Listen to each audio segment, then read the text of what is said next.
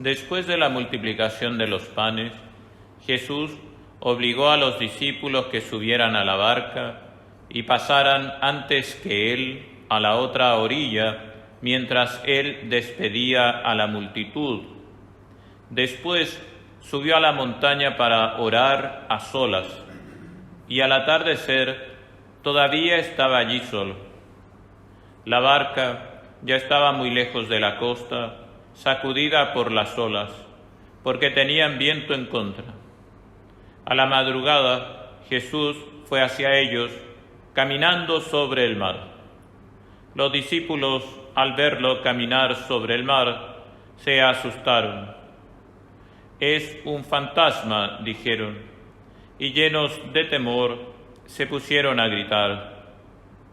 Pero Jesús les dijo: «Tranquilícense, soy yo, no teman».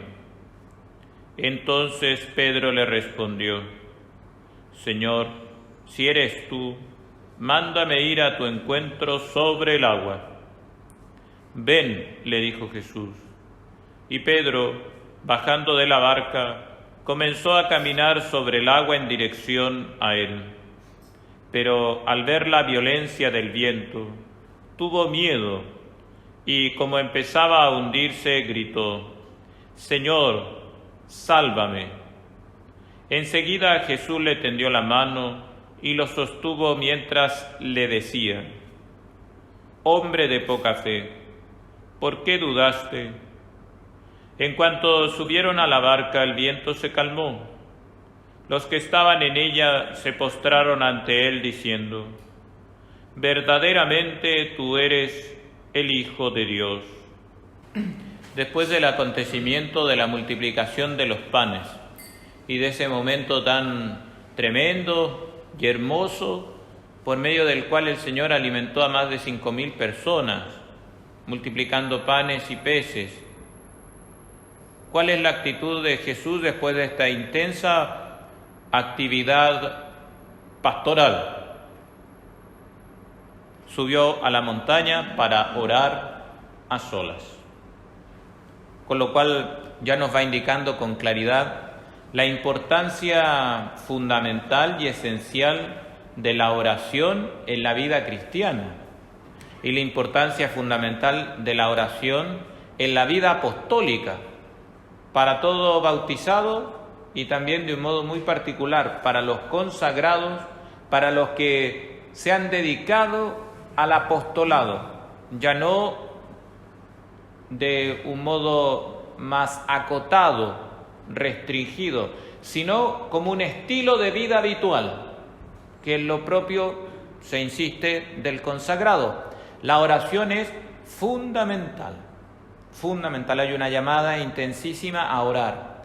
En segundo lugar, seguramente el Señor, como verdadero hombre, después de este momento apostólico tan intenso de la multiplicación de los panes, debe haber estado cansado, pero a pesar del cansancio físico, no dejó la oración, con lo cual también nos está animando de que la oración es tan importante, es fuente para la vida espiritual e interior, y que es precisamente desde donde procede el bienestar también para el cuerpo, porque si el alma está en plenitud con Dios, el cuerpo también gozará de esa plenitud.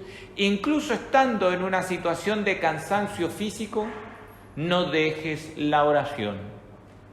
Quizás en razón del cansancio, muy probable, nos quedaremos dormidos. Pero ese dormirnos en la oración, en razón de una intensidad de apostolado, de un trabajo, va a ser muy distinto de quedarse dormido en la habitación o en el lecho para descansar desde un aspecto natural, porque nos quedaremos dormidos en el Señor, en Jesús. Y ya sabemos las promesas de descansar en el Señor.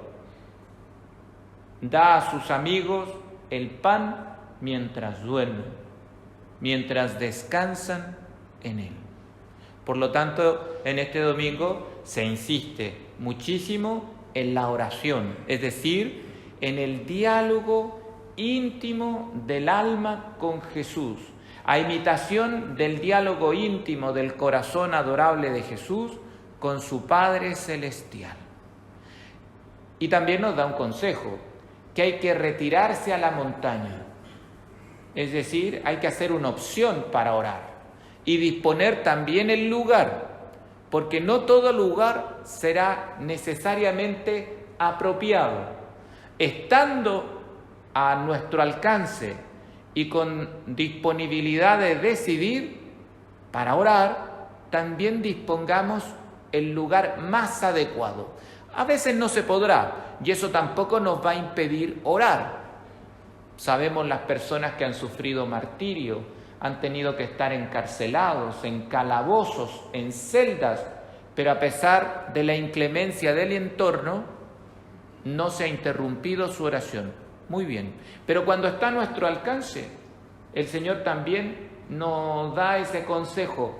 Hay que buscar un lugar adecuado.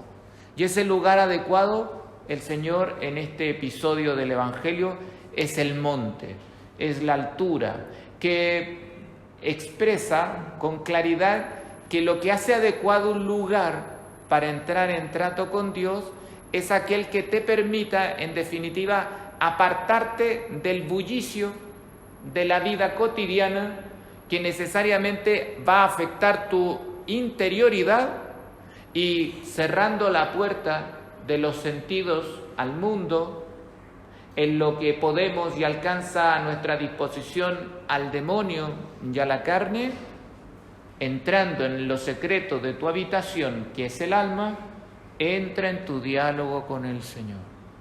Puede ser retirarse a una iglesia.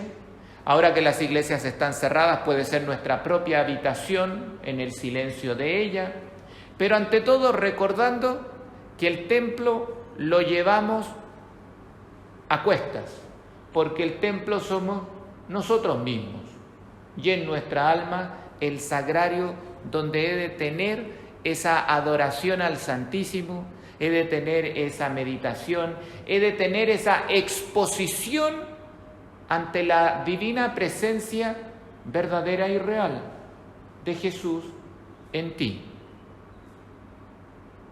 Cuán importante es, por supuesto, para disponernos a la oración también, ser muy amigos de la confesión, para de ese modo, con el perdón de Dios, asegurar la presencia trinitaria en lo profundo de nuestras almas, ya que esta presencia deja de estar no por una voluntad divina, sino por una decisión del hombre que arranca a Dios cuando optamos por el pecado mortal, por esa falta, por esa transgresión a la ley en materia grave y con pleno conocimiento y pleno consentimiento, como nos dice la fe a través de la moral que el mismo Señor ha entregado a la Iglesia.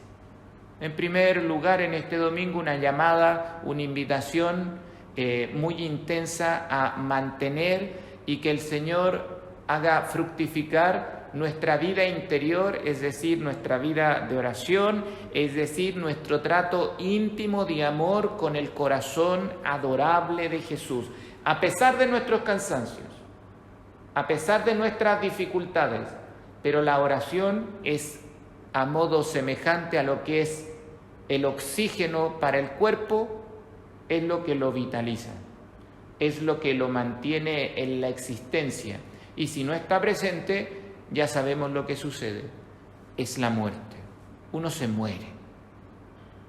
En segundo lugar, el Señor en el episodio después de este momento intenso de oración con el Padre Celestial, el corazón adorable de Jesús que ha enviado a los apóstoles al mar, al lago, va hacia ellos precisamente caminando sobre el agua, manifestando su divinidad, porque Él está incluso con su naturaleza humana por sobre los elementos, la contingencia o las restricciones naturales, nunca en contra de ellas, pero sí sobre ellas, porque por ser Dios está precisamente por sobre lo creado, por sobre lo natural, y cada vez que Él determine dicha condición y dicha situación, porque Él es Dios.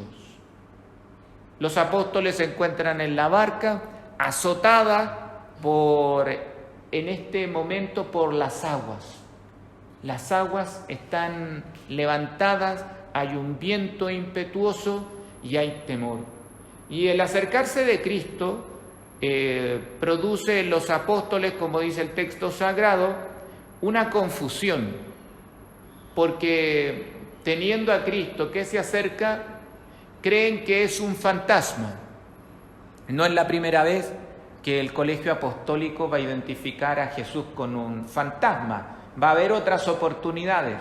Hay otra que es muy conocida por todos, que será en el momento de la resurrección, que también piensan que es un fantasma y que también se llenan de miedo y de temor, y Jesús los anima diciéndoles: un fantasma no tiene carne como ven que yo tengo, tóquenme, para que salgan de ese espanto y de ese error de identificar equivocadamente a Jesús. Imagínense, Jesús es la paz y les causa miedo. Jesús es la tranquilidad y les causa terror. Aquí hay una condición muy tremenda, porque el hombre, como es frágil y débil, puede llegar a percibir a Dios de un modo equivocado. Nosotros estamos expuestos a percibir a Dios, a la divinidad, al corazón adorable de Jesús, de un modo que no es el correcto, porque el demonio gusta de confundir a las almas y por lo tanto al mal llamarle bien y al bien llamarle mal. Pero cuando digo llamarle no es solamente una denominación, sino convencer a los hombres, varones y mujeres, de que aquello que Dios ha dicho que es malo es bueno y lo que es bueno es malo. Actualmente estamos en esta situación que algunos han llamado una deconstrucción, que es precisamente una de las insidias y arremetidas intensísimas que actualmente la sociedad, el mundo, está sumergido precisamente en esta situación maligna y demoníaca, que es buscar precisamente no solamente ignorar o no solamente un error, sino que voluntariamente hacer un ejercicio abusivo de la libertad y tomar la decisión de ir directamente en contra de aquello que Dios ha establecido, sea del orden natural, sea del orden espiritual, incluso del orden sobrenatural.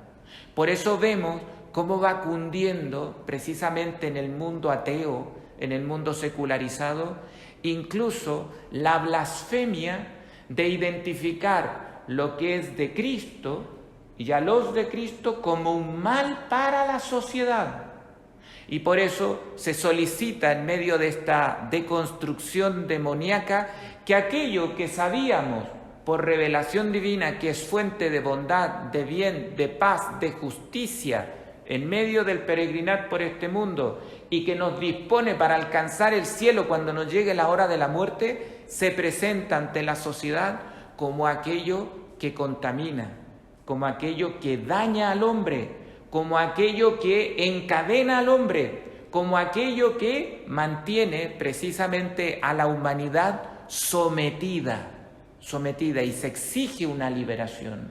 Y ahí vienen estas legislaciones que incluso están impidiendo que hayan clases de religión en los colegios, que se saquen los crucifijos de las iglesias, que tú no puedas tener en definitiva en tu hogar, por ejemplo en los regímenes comunistas, imágenes sagradas, sino que te obligan a tener a cambio y reemplazando la imagen de Cristo, de nuestro Señor, las imágenes o fotografías de los jerarcas comunistas a los cuales se le está invitando a la sociedad a darle un culto semejante a lo que sucedía en el Imperio Romano, un culto como a Dios, un culto como ante la divinidad.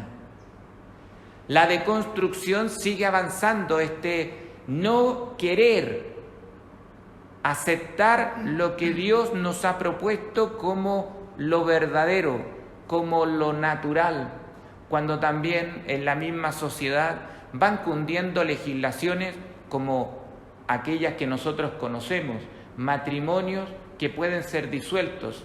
El divorcio es una deconstrucción de una realidad que incluso naturalmente implica indisolubilidad, pero que ahora el mundo ha rechazado y ha querido darle otra naturaleza. La naturaleza de la familia, que brota precisamente del matrimonio constituido entre un hombre, una mujer y los hijos, es deconstruido y es destruido. Pero recuerden, esto no es solamente una ignorancia, no es solamente un error, porque donde hay error e ignorancia ya no hay pecado. Y a Satanás le interesa que uno peque, que sea con conciencia y con libertad.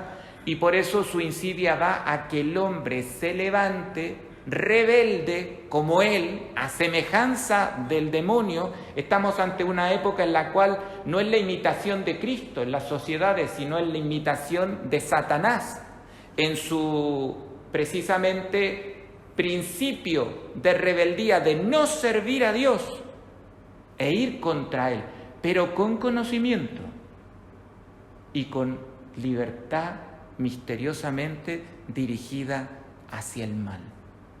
Son momentos tremendos en los cuales, ¿de dónde nos viene el auxilio ante toda esta catástrofe de la sociedad? Nos viene solamente de Jesucristo, porque Él es el creador y el hacedor, y el único que puede iluminar las conciencias y las mentes ante esta seducción tan poderosa que en estos momentos los individuos y las sociedades, en razón del engaño de Satanás, están siendo cautivas por ella. Por eso va nuestra oración también, primero nuestra toma de conciencia de que estamos en una situación tremenda, satánica, de deconstrucción, de no solamente ignorancia, sino conociendo lo que Dios dispone, ir contra aquello que Dios ha dejado, que Dios ha mandado. Es una rebeldía íntegra, concreta, que el Señor nos mantenga en fidelidad. Y a aquellos que han caído en rebeldía, el Señor les conceda el perdón y al mismo tiempo, por supuesto, la conversión de sus corazones para que no caigan en la condenación. Y finalmente, el episodio de este domingo implica un hundirse. Y este hundirse ya está clarísimo que es ocasionado por el miedo, por la duda, por la falta de fe. El miedo, la duda y la falta de fe en Dios es la disposición para que, si me permiten la alegoría, te bajen las defensas espirituales y quedes expuesto precisamente a la acción de Satanás con todos estos efectos catastróficos para el individuo y para las sociedades, como por ejemplo la deconstrucción. Pero ¿por qué un sujeto es capaz de optar contra Cristo, contra Dios?